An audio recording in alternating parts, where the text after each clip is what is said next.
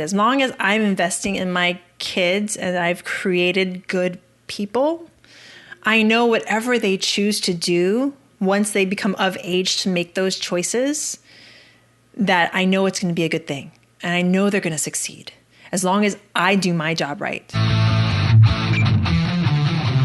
You're listening to Investing for Good, a show that brings you the stories and strategies of people who are investing to build a legacy for their families, create a meaningful and intentional life by design, and impact the world around them.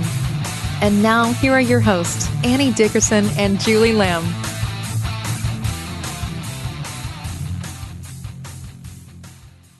Hey, Julie, how's it going? I'm doing okay. Trying to stay dry over here. It's dreary and rainy. What about you? Is it sunny there in Oakland? Or Nope. It's dreary over here as well. Huh? We sure did. Sending me your sunset pictures. Right. I started my morning. I started my morning scraping off days old wet poop off of my son's shoe.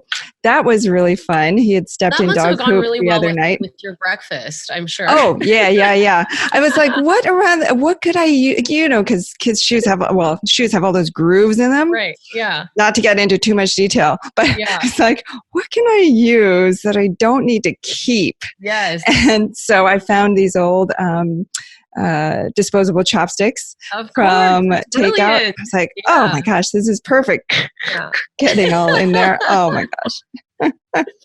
That sounds fun. Yeah. Well, cool.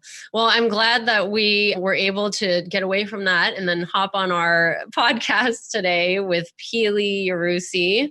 Such a good podcast. So exciting to have her. I've been on her podcast and we've both been on her podcast, I think. And so it was so awesome to have her today to talk a little bit about all that she's doing in multifamily.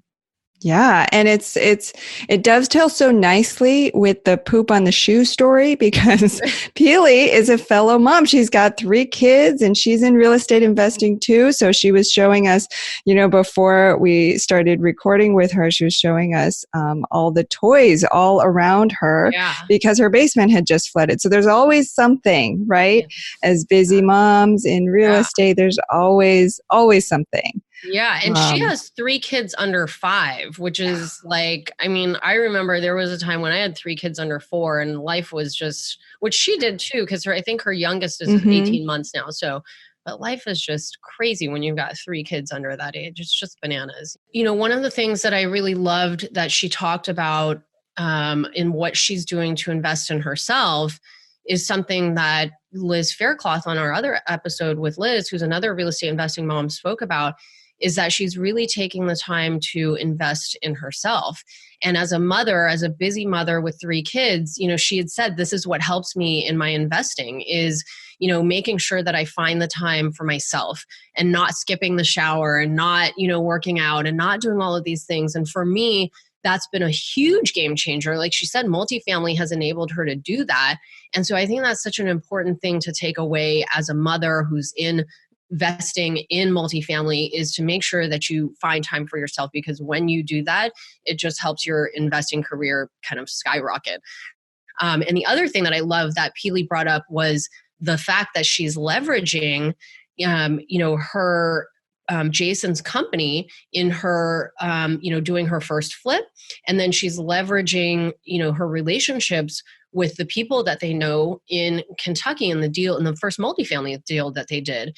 And so when we think about real estate, I feel like leverage is such a big part of that. And so, for anyone out there listening, when you think about how can I get into something that I want to do within real estate, go to leverage and think about who do you know, who has the experience, and figure out a way that you might be able to leverage that relationship and maybe add some value to them so that they will add some value for you.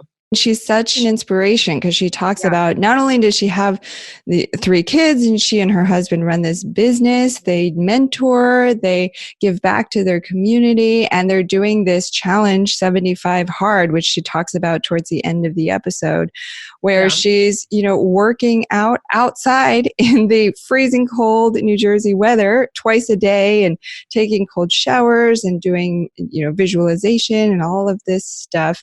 She and Jason are just absolutely incredible, and you are going to get so much out of this episode.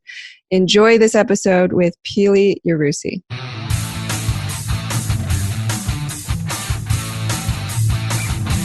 Pili, how are you? Hi, everyone. So honored to be here on Investing for Good. Honored to talk to you, Annie and Julie. This is fantastic. Thank you so much for having me on. Of course, we're so happy to have you. Now, Pili, like us, you are a fellow mom who invests in real estate to create passive income and build wealth for your family. Now, you and your husband, Jason, created Yarusi Holdings, where you have done all sorts of things, fix and flips, Airbnb rentals, as well as multifamily syndications or group investments. And I want to just put this out there. It's so rare for a husband and wife team to actively invest in real estate together. Usually it's, it's usually one spouse. And let's be honest, it's usually the husband who does the bulk of the investing, whether it's real estate or otherwise. So I love that you're both doing this together. Now, we had talked to Liz Faircloth in a previous episode about how she and her husband, Matt, had really started dating at a point where they were both starting to learn about, they had played the cash flow game by Robert Kiyosaki, and they were taking these courses together. So was it similar for you and Jason? Had you always had an interest in real estate investing even from early on in your relationship? Actually, the answer is no. We didn't always have an interest in real estate. So Jason grew up in the construction business. His father and his family have a construction business where they lift homes, and that's how they got started in construction and investing. And Jason's always been a businessman. He is type A, he is the visionary, he is go get 'em, let's do it all, and let's succeed at everything. So in my case, I am an English major. I studied theater, and I have always worked a job. I'm an implementer. I'm the person that you go to get things done. Jason and I met in 2003. I was actually managing a bar, and he walked in to do some construction on the bar, and the friend of ours that brought him in said, "Oh, this guy can also bartend." And I was like, yeah, I'll see it when I believe it. He could actually bartend. So he was, good looking and could bartend. I was like, that's a no-brainer. You're hired. So I ended up moving, and he ended up taking my job. A few years later, I came back because our boss was like, well, if you come back, you can work for me for the summertime and then go back to Hawaii for the winter, like during the winter. I was like, oh, that's a no-brainer. So Jason and I, long story short, we've always been working together. Either he's the manager or I'm the manager, and we've always worked closely together. So we don't know how not to work together, because that's how we met each other. We were friends first, and it wasn't until 2012 that it developed into a relationship, into love, into the relationship that we have now, this trusting, amazing relationship. And it all started with communication, because working together, you have to communicate, or we wouldn't have been able to work together. So let's fast forward to 2014. We are pregnant with our first child, and there's no way I'm going to go back to bar managing or managing anything. And Jason's already had a few businesses under his belt that he's bought and sold and created and sold. And we sit down with his family, and we're like, okay, what's the next step for the construction company? And the next step was to go into real estate investing. And we started by flipping, and we did these crazy flips. So normally, for all you flippers out there that are listening, normally when you start, you either start wholesaling or you start by doing kind of like lipstick on a pig. Like you do the bare minimum to get in and get out. Yeah. No. So when we do things, we go big. we decided our first flip, we took a flood ravaged home, and this was right after Hurricane Sandy. We took a flood ravaged home in this town called Union Beach, and this entire town was it was decimated. It was so sad walking through, but we found a home and the homeowners were just done. They're like, get us out of here. We're moving to where our house is going to be taken away by a flood. What we did is that instead of popping the top up, like a lot of flippers will do to add square footage, we actually took the entire home, lifted it twice, put in a new first floor and a garage. And that's how we started flipping. That sounds so scary. Like so risky, so scary. You know, I had thought about doing flipping way back when, as you know, and I wanted the easy way out, which was to just be a hard money lender and not have to do all that, deal with all the headaches and the risk. So how did you guys, and I know, so Jason's company, they have a background in lifting these homes. So there was a certain amount of confidence in doing that. But like, as far as like, you know, running the ARV and like figuring out the expenses and like, how did you go about doing that? Because I'm sure there's a lot of listeners out there who have considered flipping at one time, and they're probably sitting there thinking like, they would have taken the easy route, like you said, right? They would have done the bare minimum to make the most amount of return, which would have been my approach. So I'm just curious, like, how did you even gain that confidence to take on a project that's that big? And what, like, why not have just gone the easier route? And what was it that pushed you to go that route? So the thing is, you don't know what you don't know. And I didn't realize it. I mean, yeah, I knew there was an easier route, but my husband's family, Jason's family, was just like, yeah, we can do this and we can do it easy. Right. And they already had the cost analysis because they knew how expensive it was to lift a home, to put in the renovations. So we really just had to build, like, our analyzing sheet was a lot more, there's a lot more numbers involved. It was basically like starting from scratch. You had to disconnect all of the utilities. You had to think about all the, like, the movement that had to happen with that house. So it wasn't scary because we didn't know to be scared. Right. Until we realized that our first flip wasn't going to take, 3 to 6 months like all these other people said their flips were taking. Our first flip took 10 months. It took us 10 months and then 2 months to actually sell it. So it took us a year. So you can imagine the holding costs were exponential. But we made money, not as much money as we'd hoped, but we did make money on that first flip. But we just didn't know to be scared. And it's so funny that you say it because I remember coming to you, Julianne, and being like, do you want to invest in one of these properties? And you were like, let me take a look at the numbers. Can you explain this to me? I'm like, this is how it goes. It's so awesome. And you're like, no.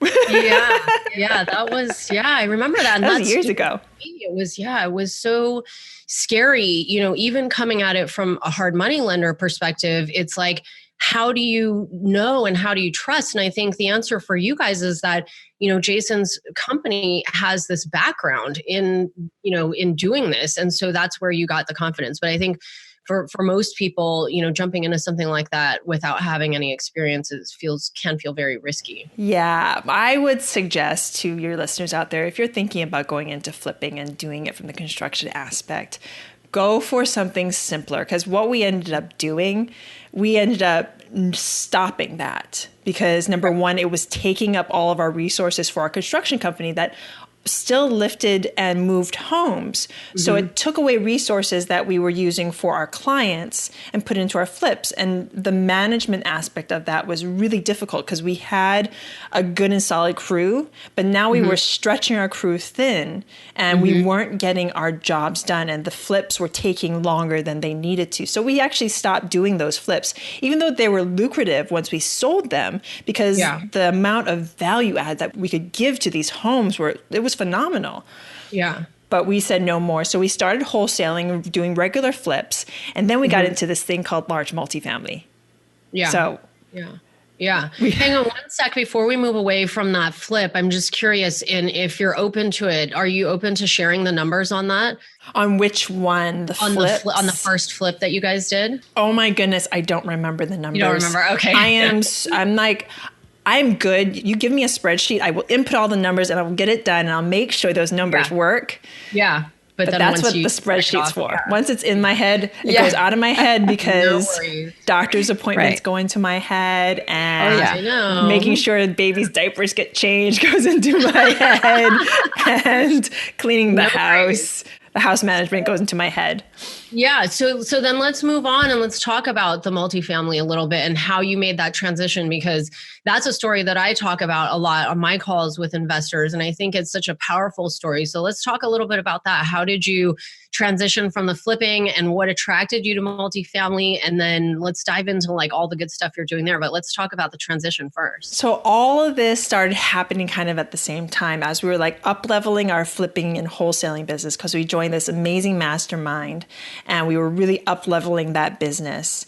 I actually went to an ARIA meeting and somebody approached me that was doing turnkey. And I was like, yeah, I'm not interested in turnkey. It was like, dude, I really need you to just take a look at a couple of these properties. They're in Indiana.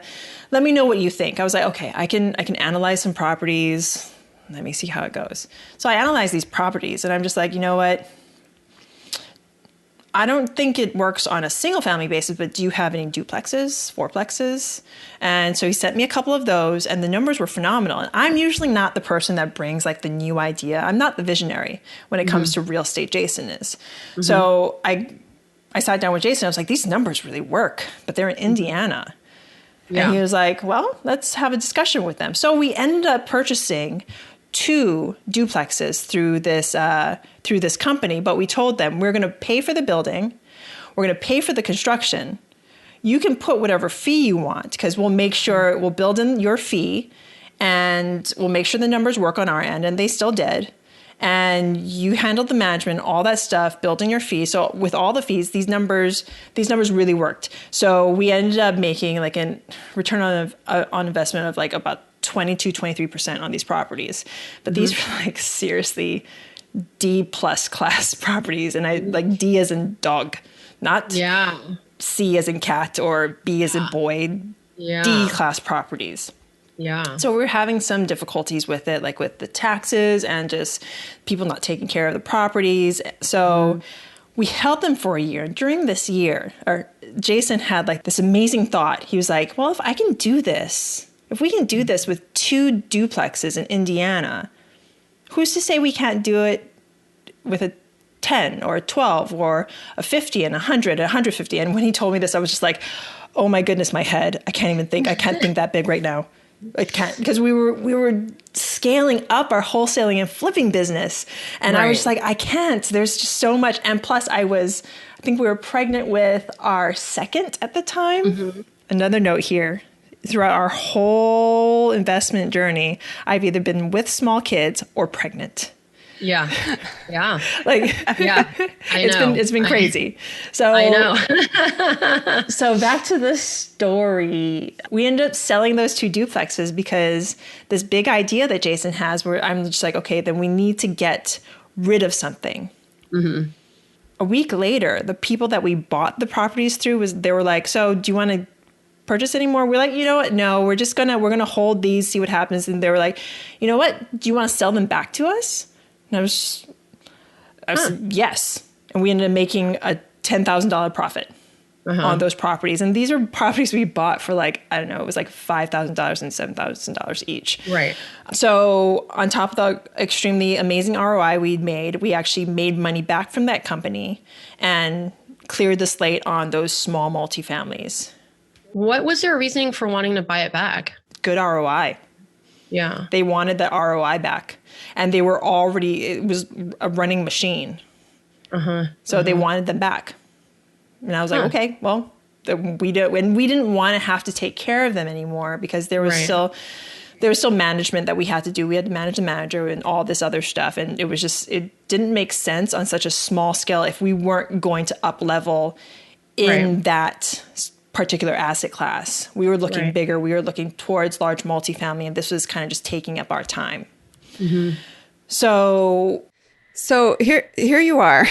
You're theater major, then a bartender, and then you and your husband get into these small flips almost by accident, and then you're trusting in Jason's company, and then so you're doing these flips, and then you do these out-of-state deals, and then during this time, Jason has this brilliant idea: let's do more out-of-state deals, let's do bigger out-of-state deals. Meanwhile, here you are changing diapers, and you've got young kids at home, you're pregnant during this time, and so what are you thinking at this point? You've got this flipping business, and then Jason's like, let's go off and do multifamily as well on top of that? I actually had to turn off the thinking switch because like I have a tendency, and I have long, like, not stopped this, but I know when to turn it off. Like as an implementer, like I'll start implementing ideas in my head before I have all the information. So without all the information, the first thing that like my head goes to is the why nots. Why can't? That's the first things that I go to. Why can't I do this? What's going to stop us? What's going to fail? How are we going to, like, how is everything just going to explode in our faces? Like, it's not, I don't mean to go negative, but that's just how my brain works. Like, I want to know how I'm going to implement it, like now. If you give me the idea, I want to implement it now. So I had to kind of wipe that mindset away, especially when it came to large multifamily, because now you're dealing with larger numbers, more people, and you're dealing with having to manage the manager if you're going into large multifamily as an operator. And you're not only managing the manager, you're managing other people's money, as you guys know. And that's a huge responsibility. And I didn't even know all this stuff when we first started. It was just the numbers of the units got to me. So Jason led the charge, and I handled more of the wholesaling and flipping business during this time. So he led the charge in educating ourselves, figuring it out, how we're going to do this. We actually brought on a partner, our friend Kevin. And between them, because Kevin at the time was working for, was it CoStar or its competitor? Anyway, he was working for a big company. He got all the numbers. We were really, really looking at everything. And what really changed my mindset is that we took down our first one. It was a 94 unit in Kentucky. So all of a sudden, my implementing brain was like, okay, this can be done, and it can be done well. And we did it well. So how can we keep on doing this? So tell us a little bit about that deal. 94 units in Kentucky. Was it a B class or a C class? It was I would say B minus in Kentucky, 94 units. It is in the Louisville market. And it's doing really well.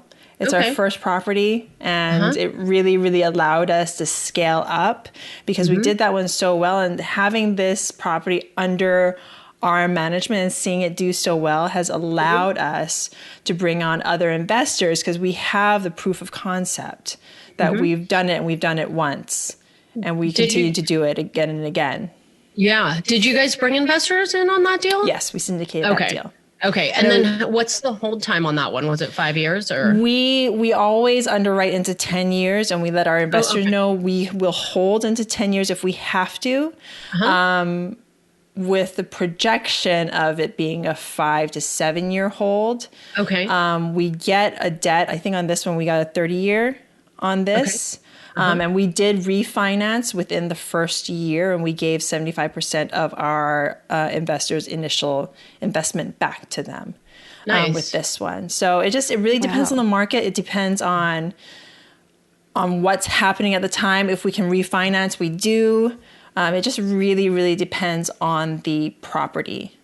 How did you guys decide on the Louisville, Kentucky market? A couple of things. I mean, it's just a really good market. Number one, and we got into it in 2016. Now there's a lot of people fishing in that market. Whereas before it was kind of like me and Jason and our partner and a few others. We were actually looking at a couple of markets, but we kind of honed in on this one because Jason's sister actually lives in Louisville. And one of his best friends from high school lives in Louisville. So we already had boots on the ground. No, they're not in real estate, but they gave us the boots on the ground feel of the neighborhoods before we actually dove deep into them. So we could they could tell us, oh no, you don't want to be on that street. Right. Oh no, you don't want to be in that area. Oh no, that's not the place to go.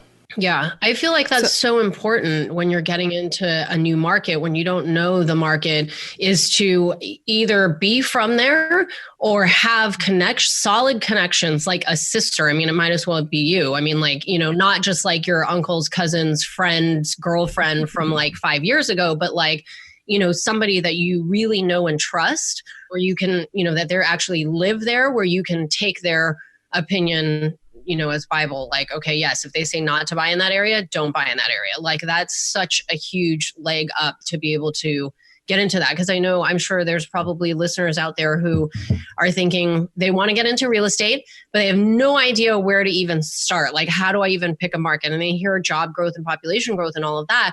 And while that's great and important, I think, having these connections there in the local market is so critical to being able to find success, because, without that, you could, location, right? So you buy in the wrong place, you're going to end up with a bad property that's going to be hard to get rid of. So I think that's a really important thing that you had that. No, it's super important, especially if you're just starting out in this, because they say make connections with brokers, make connections with other investors in that area, and get as much information as possible. But you have to remember, a broker wants to make a sale. So as much as they have a fiduciary duty to you and their client, if they're representing a seller, they want to make a sale. Whereas if you have a friend or another investor that you know really well, or a family member, go into a market that you can study and become like the top person in that market. You want to know that market from top to bottom, left to right. Yeah. You want to know, when it comes down to it, what streets to invest in. And so that when you say, I'm looking for XYZ in this market, you can say, in this area, on these streets, only that. That way, if somebody comes to you with another property in an area that you don't want, you can just be like, no, I'm not even going to look at it. We'll get back to our conversation with Pili in just a minute. Have you been thinking about investing in real estate, but aren't sure you have the time or the desire to manage the investment? Perhaps you're afraid, like we were, that you'll make the mistake of choosing the wrong market or the wrong team and lose your entire investment. Well, that's exactly why we created the Goodegg Investor Club. We do the work of identifying solid real estate investment opportunities in the best markets around the country, and then partner with you to acquire these investments, and then we'll all share in the returns. We'll identify the growing markets, strong, experienced teams, and the solid deals. We do all the heavy lifting of managing the tenants and the renovations, and as a passive partner, you get to enjoy all the benefits of investing in real estate: monthly cash flow, long-term appreciation, and the ongoing tax benefits. When we first discovered passive investing through real estate syndications, we realized it fit perfectly into our busy lives. We could put our money to work for our families, work less, and get more time back in our days so that we could focus on what matters most and discover our true passion and purpose in life. We've now helped hundreds of people invest passively in real estate syndications and are seeing the positive impact it's had on their lives. We invite you to partner with us by joining the Goodegg Investor Club today, so you can start putting your money to work for you and get more time back in your day. Because we know that when people have more time in their days, they can do the true work they were intended to do, and the world will be a better place. To sign up for the Goodegg Investor Club, go to goodegginvestments.com/invest, and we'll take it from there. That's goodegginvestments.com/invest. And now, back to our chat with Pili Yarusi. I want to go back to something you said earlier, because I think we glossed right over it. And I want the listeners to really take note of how powerful this first investment was. You said it was, you underwrote it to a 10-year hold. So if I were the investor, you would tell me, okay, if you're investing $100,000, you should expect to have the $100,000 in for 10 years, right? But then after the first year, right, just 1 year later, if I had invested $100,000, you would have given me back 75% or $75,000. How is that even possible? It just worked out that way. We were able to get everything done that we said we were going to do within that year, and we were able to refinance. And the thing is, with what we're doing, we don't buy our investors out. they're still in the deal, and they will continue to be in the deal until we sell it. So say they invested $100,000, we gave them $75,000 back. They still have their percentages, and those percentages will go to the life of the deal. So we really, we like to take care of our investors. What can I say? Yeah, that's incredible. So was that 75% that you returned, or 70%? Was that because of the value add that you guys did on that property, or? It was the value add. It was the market at the time. It was a slew of things, but mostly the value add, because we cleaned up the property. We made it run more efficiently. We brought in our third party management. We added laundry contracts. So we have a lot, I can't remember what the name is, but we have somebody taking care of this entire laundry room.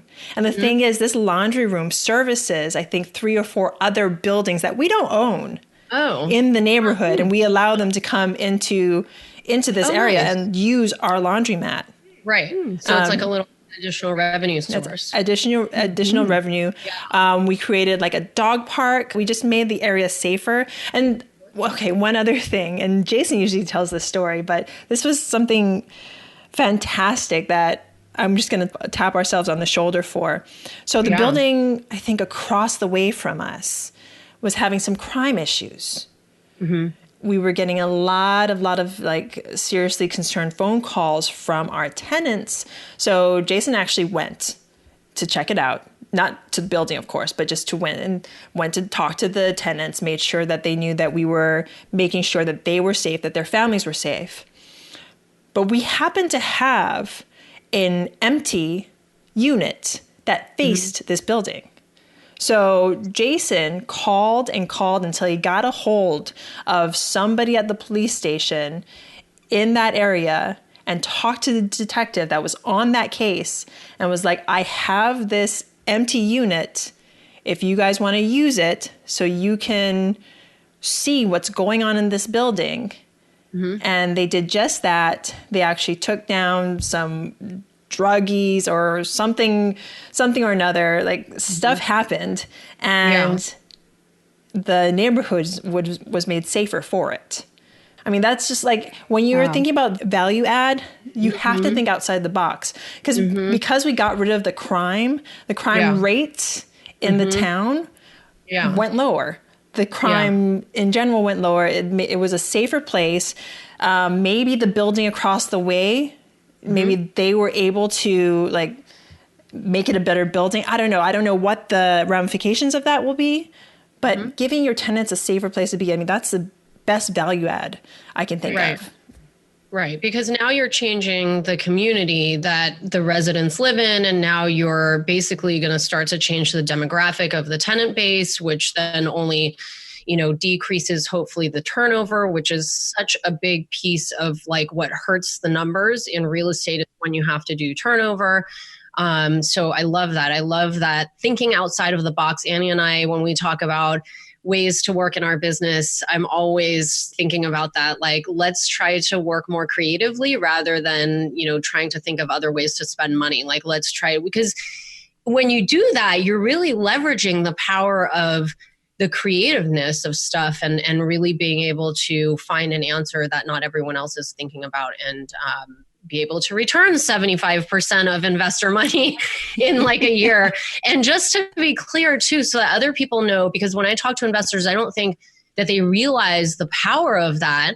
But essentially what that means is that on that 75% that they refinanced out, they can actually take that money, invest it into a new deal, and then they can just make like 16% or 20% annual cash on cash returns completely passively, because as Pili said, they're retaining the same ownership percentage in that deal. So just because they refinance them out doesn't mean that they don't retain the same ownership percentage in that deal, which means subsequent distributions are the same as if all of that money was still in the deal. Is that right, Pili?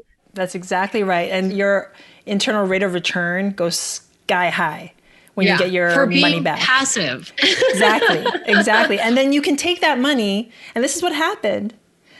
Our investors took the money we gave back to them and gave it back to us to invest in our subsequent deals. Right. So you get to use your money over and over again and make your money make more money for you. The quicker so when your investors are investing in a sponsor, because that's what they're doing, you're investing in the person. Right. If that sponsor can show that they can get their money back to them quicker and get you a better IRR on your money, that's the person you want to go to.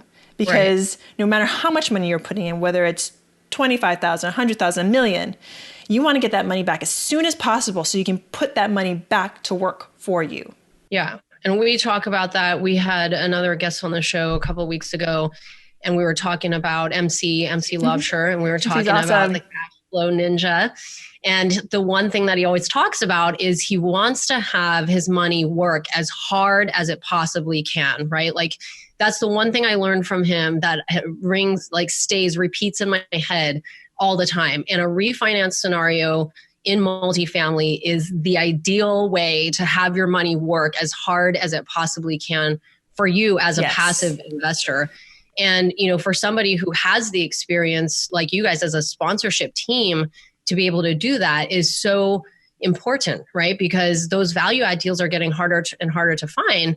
But when you do find them, you want to have the right team to be able to execute. Because if you can't execute, it's super risky. If you don't know how to manage the team, the construction, the budgets, and all of that, it can get really risky. So to be able to work with a team like yours who has done it in the past and who knows how to manage a deal of that size and that level of value add, because that's the only way that you're going to capture that 75% is through that deep value add, right? So, but you have to have the right team. I always tell investors that it's never about the deal. It's always about the team, right? And the decisions that they make on the deals that they do. Yeah. Yes. I mean, the deal by all means needs to work. The numbers need to line up. But once that happens, a bad sponsor, a bad team can make the best deal just fall apart.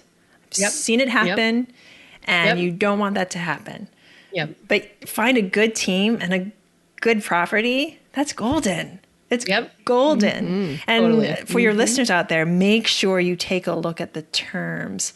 I know this is like elementary investing 101, but make sure you are getting the best terms from your sponsor, because you want to make sure that if they do refinance and if you're okay with being bought out, then by all means, let that slide. But I feel like keeping my investors in my deal is just the best way to keep them coming back. Yeah, exactly. And this is it's the epitome of investing for good, because it's good for you and Jason for growing your business. It's good for the investors because they're making their money work so hard for them. They're making great returns for themselves and their families. And then the triple whammy, right? It's great for the community because you're really changing and improving that community and making that community a safer place and a cleaner place for those tenants to live. Yep.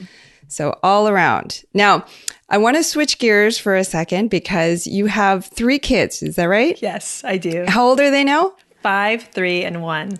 Oh my gosh. And they are like the best looking kids too. They're so adorable. Each one of them with their own personalities, and they're so cute. Oh my goodness, the 1-year-old, he is almost 18 months. And you ladies know what happens at 18 months. They just get cuter because all of a sudden the little attitude comes out and he's learning how to say no. He's like, Oh. And they're just like, oh, you're so cute. Yeah. But come here anyway. I had to change your diaper. So cute. So cute. So with your 3 kids, what do you hope that they will learn about money, about finances, about real estate? Number 1, don't be afraid of it. Don't be afraid of money. Put money to work for you. I know for such a long time, and I still have to get over this mindset. I was afraid of money. I was afraid of finances. I was afraid of looking at my finances because, I mean, all my life, I didn't start having credit cards until I was maybe in my 30s, like mid 30s. Wow. I've never had debt because I was always afraid of my finances. So I always stayed on the safe side. Even with my credit cards, like when I first started, if I put anything on the credit card, I would almost pay it off immediately, which is something you should do anyway. Right. But don't be afraid of your finances. Don't be afraid of debt. That's the problem. Like, I think because there's so much debt right now, just in general, that we've become afraid of it. But the thing is, the more you're afraid of something, the more it has power over you. Don't be afraid of it. Just handle it. Handle it in the quickest way you can think of. And it's easy for me to say that because I've never had a huge amount of debt because I just never did. I went to college at a time when my state school was like $3,000 a semester and I got a scholarship for it. Yeah. So I made sure I could pay for myself as I went along. Yeah. And that was a mindset that was just built into me. Like my father would never lease a car. He would just buy it outright. And he would keep it until the thing fell apart. He actually just finally bought a new van after so many years because he was just like, you know what? Whenever you kids visit with the kids, I think I need a safer car for you guys to drive. I'm like, thank you, Dad. You're awesome. But like, I learned not to go into debt. So anytime I have debt, I try and get rid of it ASAP. Yeah. So that's something I definitely want to instill in my kids. I want to make sure that, but not have the fear factor though. I want to make sure to have conversations with them about finances. I want them to use money wisely. I want them to know how to invest. Yeah. And I want to set them up. Jason and I want to buy a building for each of them. We can call it the Luke, the Lily, and the Leo. Oh, yeah.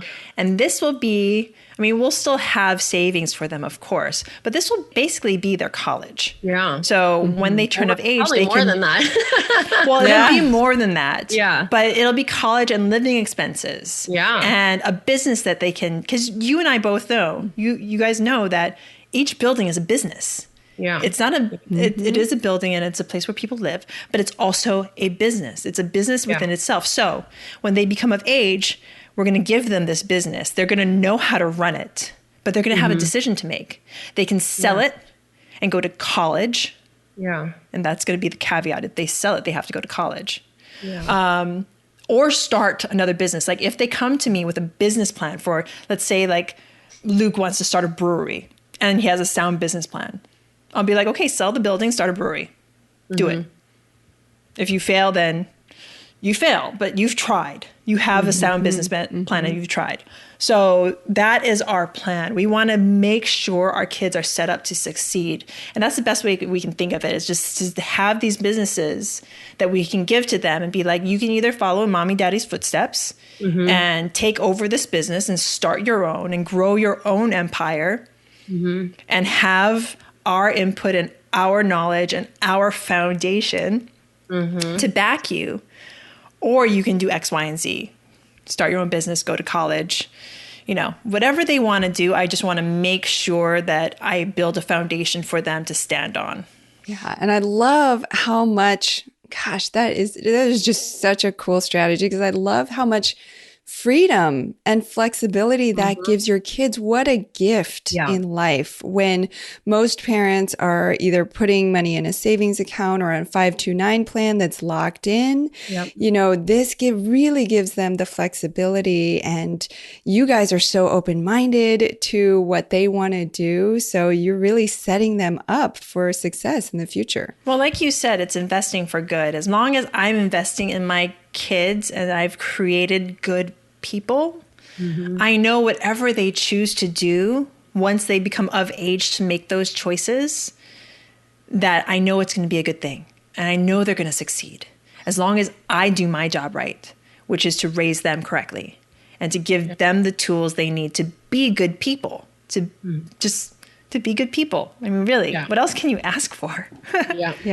Yep, absolutely. 100%. Well, with that, shall we transition to the Investing for Good impact round? Let's do it. Okay. All right, Pili, we're going to ask you 3 questions that we ask all of our guests. Are you ready? Yes, I'm nervous. Okay. All right. Good. All right. The first question is about investing in yourself. So what is one way that your investments are allowing you to live a better life? So Jason and I have discovered this challenge called 75 Hard. And this is how we are investing in ourselves. It's a commitment we made together. And it was put together by a gentleman called Andy Frisella. If you want more information on 75 Hard, you can look up the MFCEO project. It is episode 290. And do not listen in front of your children because there is potty language. Just saying that. But this has given us a full mental, physical challenge. For 75 days, we had to follow stringent rules that included working out twice a day for 45 minutes. One of them had to be outside, drinking a gallon of water, reading 10 pages of a self-help book, no alcohol, and following, I hate the word diet, but basically following a meal plan. And we did that for 75 days, and it totally changed our life. And now we're into phase 1 of this plan. It adds on a cold shower, 5 minutes of a cold shower, which, and I know, if not you two ladies, I know there's mothers out there that sometimes you forget, or the last thing you do is take a shower. Because you're so focused on getting all the things done, you get to the end of the day and you're just like, I smell like a rat's nest. Because I just didn't take care of myself first. So this has given me the mindset, even though it's a cold shower and I hate it. I'm like, okay, it's a shower. I'm taking a shower, and I have to make the time for myself. I have to get into the bathroom and like prepare for my day and really like focus in and hone in on what's important in my day, because I need to give myself that time in the morning to take care of all that. 10 minutes of visualization, which usually happens during that shower, 5 minutes of it. And then 3 critical tasks, which basically, I know your listeners have heard of the one thing. It's something I follow all the time. But it's 3 tasks in your day that will make your day that much better. I have my one thing task. So it's the one thing in my day that's going to make my day just explode and just be the best it can be. And then the other 2, right now I'm working with do something good for myself. And then the second one was 10 pages of a multifamily book that I haven't read yet. Although I am just rereading Joe Fairless's syndication book. Yeah. Plug for Joe Fairless. Such a good book, by the way, just jam-packed with like so much information. It's crazy how much information and detail is in those pages. Yeah, Joe Fairless and Theo Hicks. I always forget to mention you, Theo. Sorry. But yeah, I mean, you can just go to that book and like read the glossary. I know. Like a few times and just get so much information. If that book just looks so daunting, because it's a big book. When Joe writes a book, he goes big.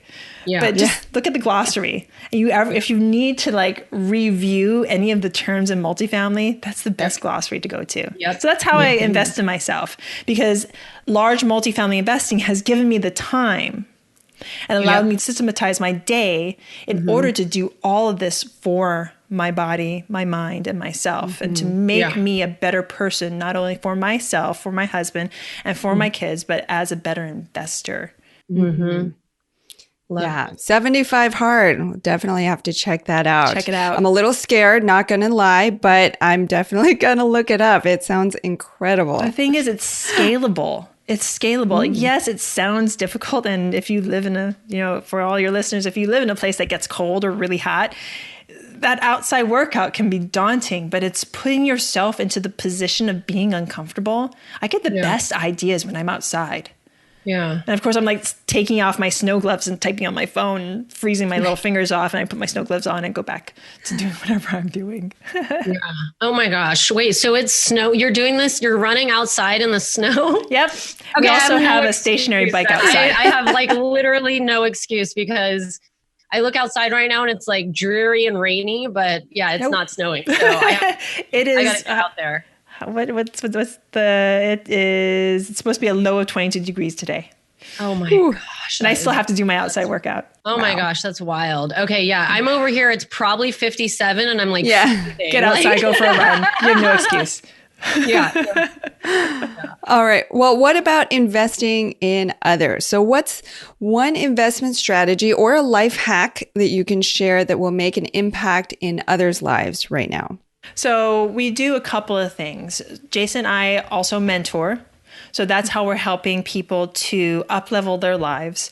If any of your listeners out there have any interest in that, you can go to multifamilyfoundation.com. Oh, and by the way, we do have another podcast called Multifamily Foundation Podcast. We have the Real Estate Investing Foundation podcast, and then we have the Multifamily Foundation podcast. Both of those are phenomenal, so much fun to do, but the multifamily focuses on multifamily. So that's one way we're giving back is our podcast, our mentorship. And then just on a wide scale, Jason, when he was younger, actually lost a few friends in just accidents. And he was really young when this happened. So we give back on a volunteer basis and a monetary basis to a group called Imagine. And it's basically grief counseling for children, because we just believe in promoting happiness and promoting well-being.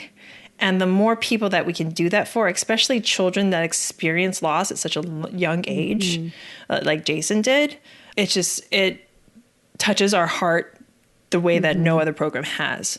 And then we also give back to our church and their homeless programs. And I mean, wherever we can, we give, because there's so much, we are so blessed. And we just want to even if we can give a little bit of that gift that we've been given, I want to just give that blessings out to as many people as I can. Yeah. Cool. Well, I think that covers our third question too, which was, how are you investing to create a better world? My goodness, you guys are doing all sorts of things. And I love that, like I said, not only your projects, but you and Jason together and your family, you're the epitome of investing for good, because you're taking all the success that you're having in real estate investing and you're really turning around and giving it back to the community. And so everyone wins. Well, we try our best, and that's really, and I feel like our best is just making sure that we promote positivity, and not to say that I never have negative thoughts. I do, but it's not putting that out there. Like, why put out more negativity than is warranted into the universe, where you can put out things that will only help. And like, for instance, the 75 hard thing, there's so many people that I didn't realize follow us and have joined us in this quest for mental fortitude, for physical fitness.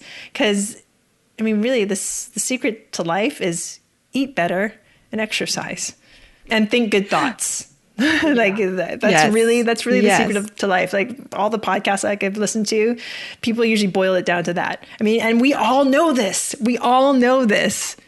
And yet we still try and do the shortcut, the diets, the whatevers, the things that don't work, and the New Year's resolutions that I'm going to lose 50 pounds. And it's like, you're not, because you don't have the action steps. So if I can leave your listeners with anything, it's to give yourself an action step, whatever it is, whatever you want to get done for this next year or in this year. I'm not sure when this podcast is going to come out. Give yourself an action step, whatever it is, and start now. It doesn't matter if it's the new year. It doesn't matter if it's the old year. It doesn't matter if it's, I don't know, March. Just start now. And Pili, you are an absolute inspiration. I'm sure people will want to learn more about you and Jason and all that you're up to. So what's the best way for people to learn more and to connect with you? So a couple of ways. You can find us on our podcast, the Multifamily Foundation podcast, or you can just simply email me at pili@yarusiholdings.com, or look us up at the multifamilyfoundation.com. There's a couple of ways to find us. Or, you know what? Find me on Facebook and message me. I'm good with that too. Pili Yarusi, co-founder of Yarusi Holdings and co-host of both the Real Estate Investing and the Multifamily Foundation podcast. Pili, thank you so much for being here. So honored. Thank you so much. You've been listening to Investing for Good, the #1 podcast for people like you who are investing to build a legacy for their families, create a meaningful and intentional life by design, and impact the world around them. For more resources, check out goodegginvestments.com/podcast and be sure to join the Investing for Good Facebook community. And don't forget to subscribe and give us a 5-star review so we can continue to bring you amazing new conversations every week. Until next time, keep investing for good.